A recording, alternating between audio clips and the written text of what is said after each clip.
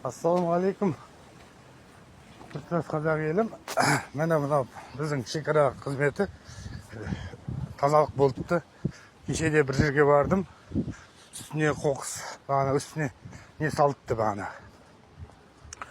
Мұндай шұңқырлар ғой, шұңқырдың бетін жауыпты. Жақсы, ризамын. Атырау облысы Құрманғазы ауданы әкіміне. Бұлар деген мына қызметшілер болады ғой енді. Қателік жібереді. Бірақ бұны шаппаған, жаңа теңіп айтқан соң.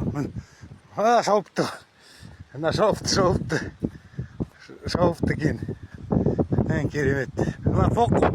Соны ішін қара көрген ішін. Соны ішіне маған мүмкіндік берсеңіздер, ішіне бір кіріп шығуға.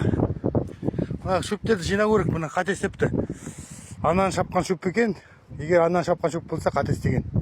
Оны мынаны алып тастау керек. Болды.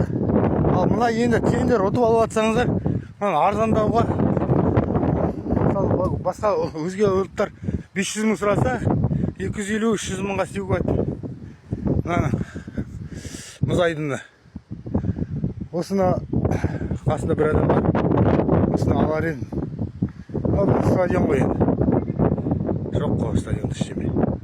Қасиет жұмаға болсын, еңбекші кетіп жатым. Болды, рахмет, сау болыңыздар. Так, көшер бұл.